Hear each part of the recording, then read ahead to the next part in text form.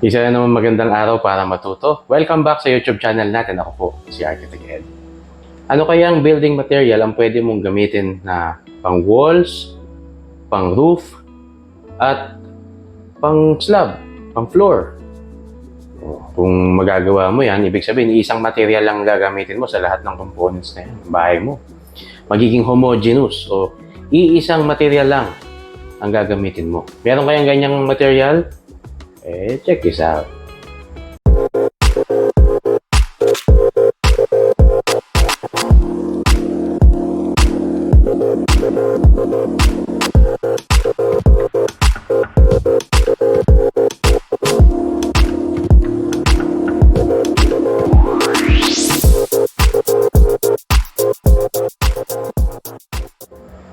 Kung hindi ka pa subscribe dito sa YouTube channel natin, o kaya hindi ka pa nagla-like sa Facebook page na Architect Ed, ini-invite kita.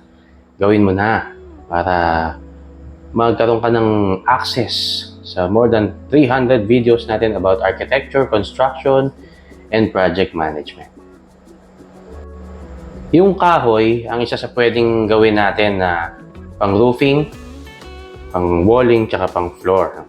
Kaya lang ang problema sa kahoy, hindi masyadong gusto ng marami dahil nga hinahanay, nasusunog, at yun nga, mahal. Mahal na ang kahoy ngayon kasi wala ka nang mabili. Kung may mabili ka na pwedeng gamitin sa pang-structural frame, mahal. Mahal ang kahoy. Kaya ang isang naiisip ko na talaga naman pwedeng gamitin at readily available kahit saan ay reinforced concrete.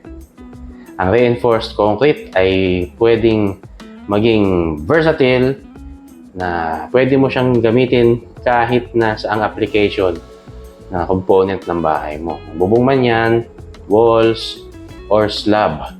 At napakadali lang yan. Mabibili mo kahit saan sa mga hardware dito sa Pilipinas.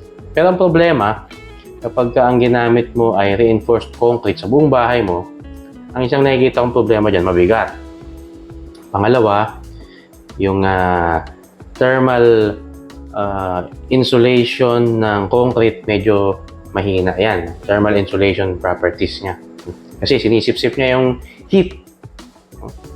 Sinisip-sip niya yung heat at kapag kagabi na, i-release niya yon. Kaya mainit na singaw ang mapoproduce nito sa loob ng bahay mo.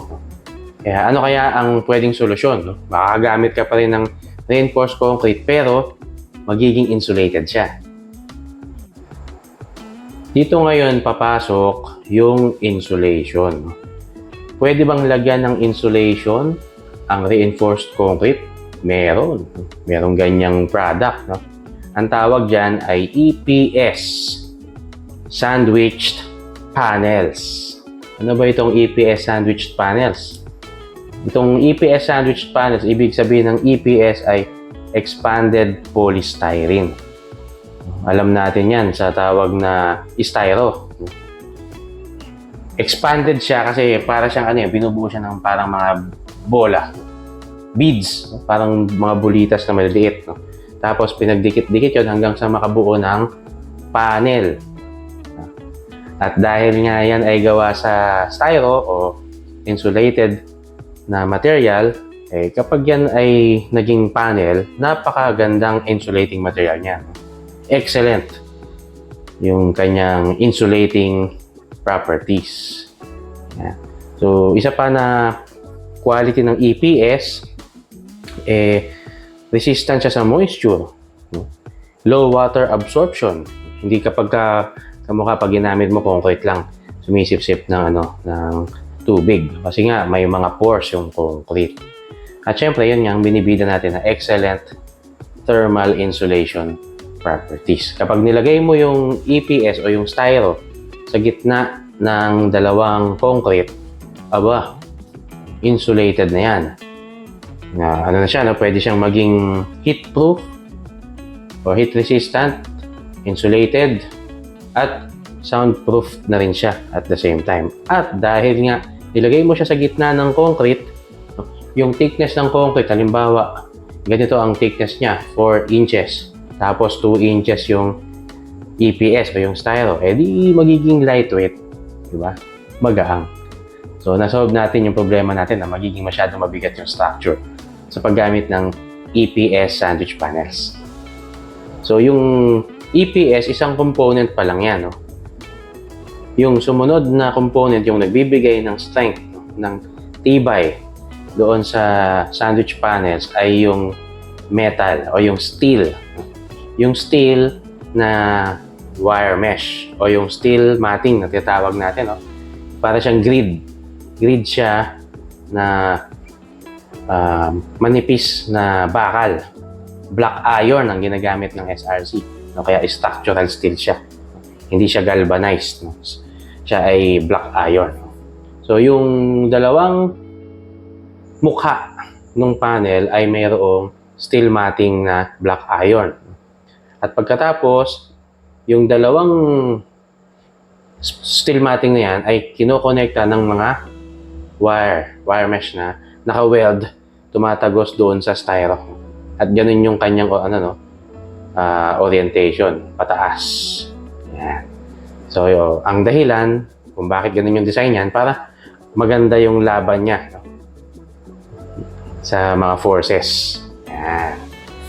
So, yun yung nagbibigay ng strength, structural strength, no? Yung combination ng metal facings na yon and yung EPS core gives the panels structural strength and rigidity, allowing them to be used as load-bearing elements in some applications.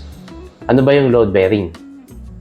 Pag sinabing load-bearing, yung kakayahan ng material na bumuhat, di ba? Na bumuhat ng load.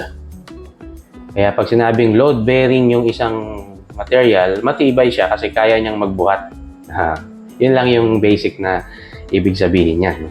At kung yung EPS sandwich core na sa EPS sandwich panel ay nilagyan mo ng plastering, magiging reinforced concrete na siya. Yan. Konkreto siya na may reinforcement. Ano yung reinforcement? Yung pampatibay na bakal. Yan. Kaya pwede siyang gawing slab. Yan. Yung ibang wall material, kagaya ng hollow blocks, hindi mo siya pwedeng gamiting slab, di ba? Yung may nakakita ka namang hollow blocks na ginawang slab o ginawang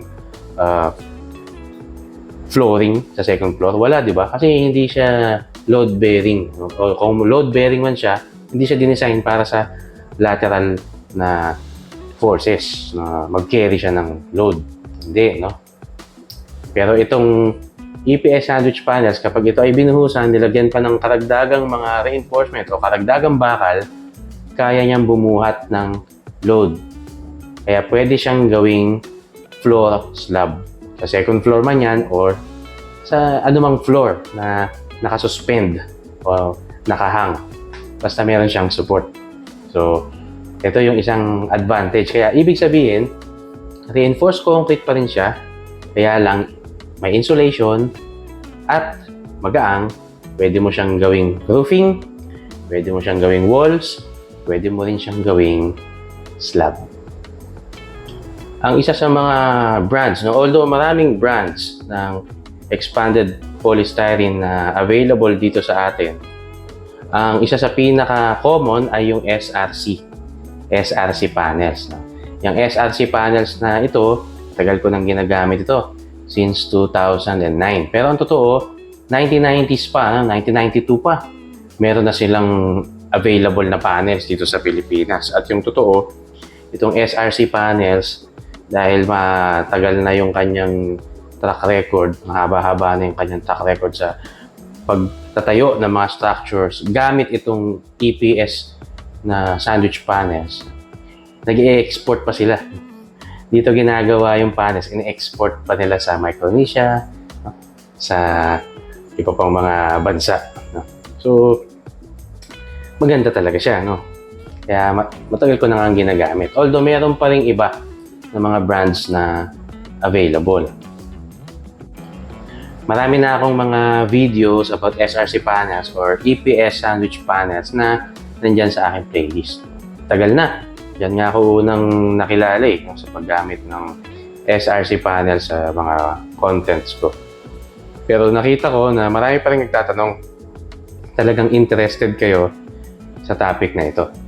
So, gagawa tayo ng series ng mga videos about EPS sandwich panels or yung kilala nga nating brand na SRC panels. No? Sa mga susunod na videos natin, sasabihin ko sa inyo saan nakakabili niyan. No? Puntahan natin yung planta. Sige, puntahan natin. Field trip tayo. No? At tignan natin, papakita ko rin sa inyo kung paano gagamitin.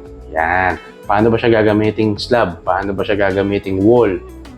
Yan. At paano siya gagamiting bilang roof? So, mga susunod na videos natin, no? Abangan nyo. No? Gagawa tayo ng ganyan, step by step na application itong EPS sandwich panels na ito or ng SRC panel. So, ito ay hindi isang sponsored content. Ito ay for educational purposes lamang. Okay, so maraming salamat po hanggang sa susunod po nating content at sana huwag kayong magsawa sa panonood dito sa ating video vlogs sa YouTube at sa Facebook. Kita-kita po tayo ulit. Ingat po tayong lahat. Maraming salamat po. Ako po si Architect Ed. Bye!